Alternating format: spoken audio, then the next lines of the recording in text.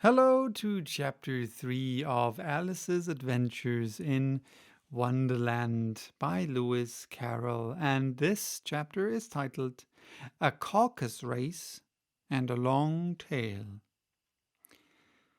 They were indeed a queer-looking party that assembled on the bank, the birds with draggled feathers, the animals with their fur clinging close to them, and all dripping wet, cross, and uncomfortable.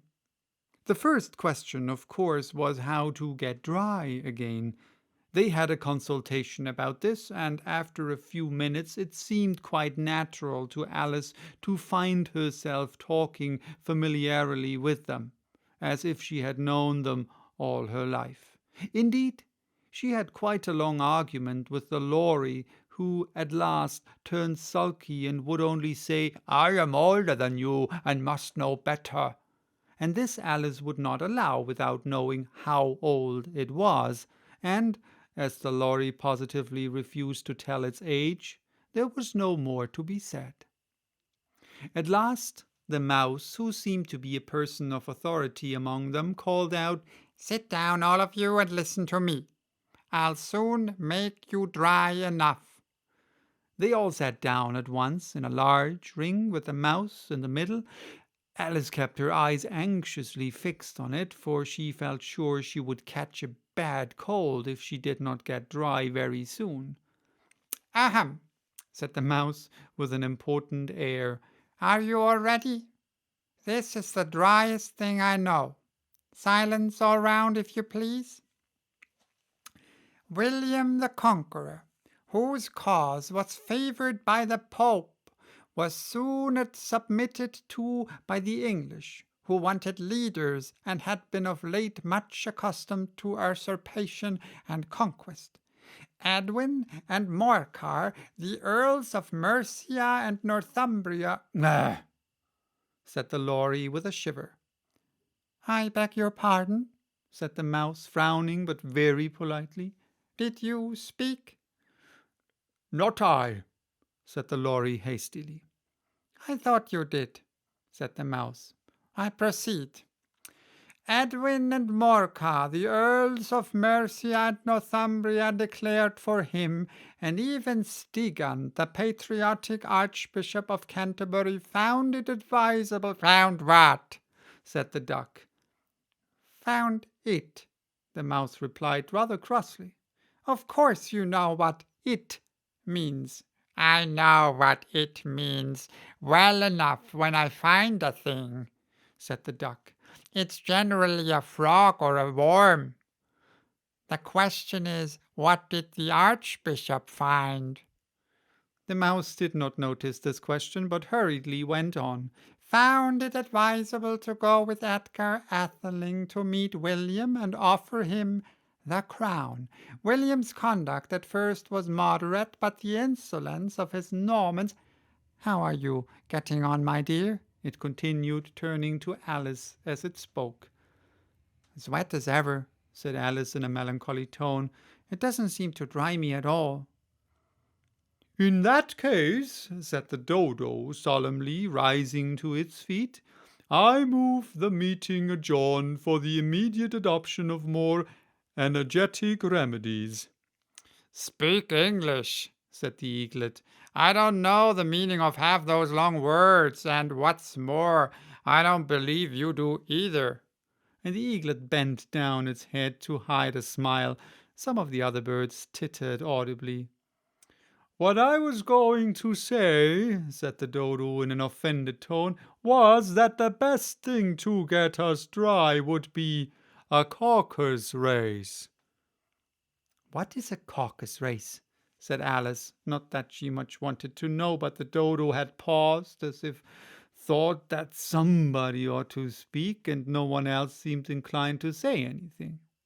"Why," said the Dodo, "the best way to explain it is to do it." And as you might like to try the thing yourself some winter day, I will tell you how the Dodo managed it.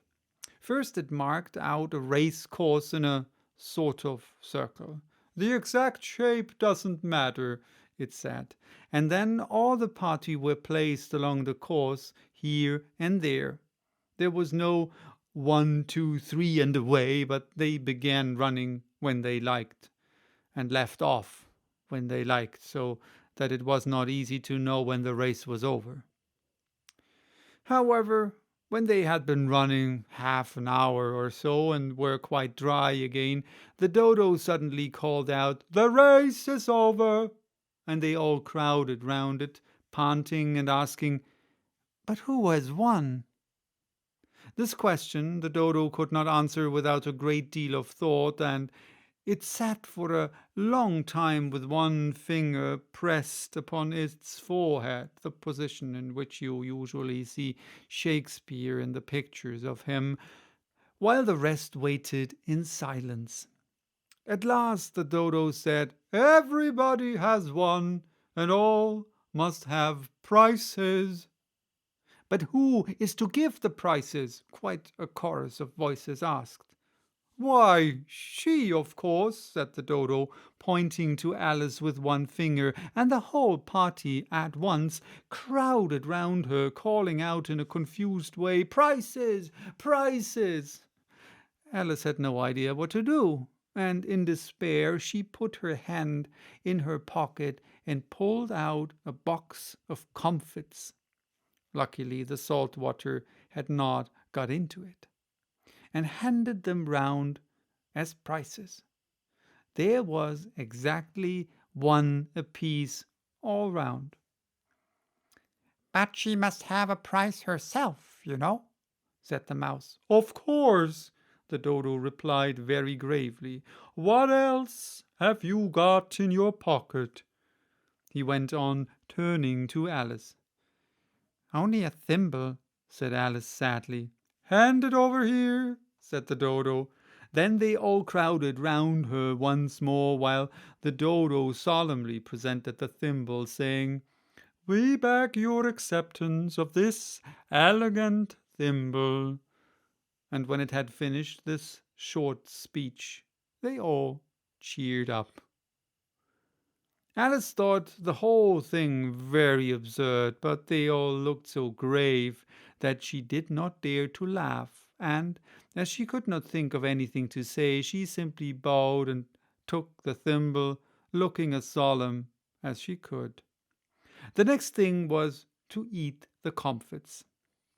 This caused some noise and confusion, as the large birds complained that they could not taste theirs, and the small ones choked and had to be patted on the back.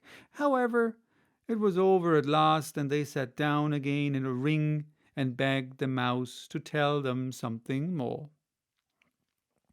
"You promised to tell me your history, you know," said Alice, "and why it is that you hate C and D," she added in a whisper, half afraid that it would be offended again.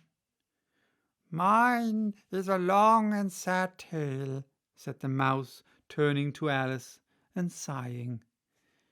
"It is a long tale, certainly," said Alice, looking down with wonder at the mouse's tail. "But why do you call it sad?" And she kept on puzzling about it while the mouse was speaking, so that her idea of the tale was something like this. Fury said to a mouse that he met in the house, "Let us both go to law. I will prosecute you. Come, I'll take no denial. We must have a trial, for really this morning I've nothing to do." Said the mouse to the cur, "Such a trial, dear sir, with no jury or judge, would be wasting our breath." "I'll be judge, I'll be jury," said cunning old Fury. "I'll try the whole cause and condemn you to death." "You are not attending," said the mouse to Alice severely. "What are you thinking of?" "I beg your pardon," said Alice very humbly. You had got to the 5th bend, I think." "I had not," cried the mouse sharply and very angrily. "And not," said Alice, always ready to make herself useful and looking anxiously about her. "Oh, do let me help to undo it."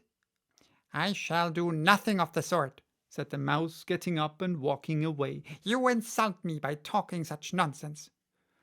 "I didn't mean it," pleaded poor Alice, "but you're so easily offended, you know."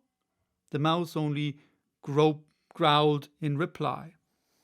"Please come back and finish your story," Alice called after it. And the others all joined in chorus, "Yes, please do." But the mouse only shook its head impatiently and walked a little quicker. "What a pity it wouldn't stay," sighed the Lory, as soon as it was quite out of sight. And an old crab took the opportunity of saying to her daughter, "Ah, my dear, let this be a lesson to you never to lose your temper." "Hold your tongue, Ma," said the young crab a little snappishly. "You're enough to try the patience of an oyster." "I wish I had our Dinah here. I know I do," said Alice aloud, addressing nobody in particular. "She'd soon fetch it back." "And who is Dinah, if I might venture to ask the question?" said the Lory. Alice replied eagerly, for she was always ready to talk about her pet. "Dinah's our cat, and she's such a capital one for catching mice. You can't think. And oh, I wish you could see her after the birds. Why, she'll eat a bird as soon as look at it." This speech caused a remarkable sensation among the party. Some of the birds hurried off at once. One old magpie began wrapping itself up very carefully, remarking, "I really must be getting home. The night air doesn't suit my throat." And a canary called out in a trembling voice to its children, "Come away, my dears. It's high time you were all in bed." On various pretexts, they all moved off, and Alice was soon left alone. "I wish I hadn't mentioned Dinah," she said to herself in a melancholy tone. "Nobody seems to like her down here, and I'm sure she's the best cat in the world. Oh, my dear Dinah, I wonder if I shall ever see you any more." And here poor Alice began to cry again, for she felt very lonely and low-spirited. In a little while, however, she again heard a little pattering of footsteps in the distance, and she looked up eagerly, half hoping that the mouse had changed his mind and was coming back to finish his story. So, that was chapter 3. Yeah, bye-bye. Till next time.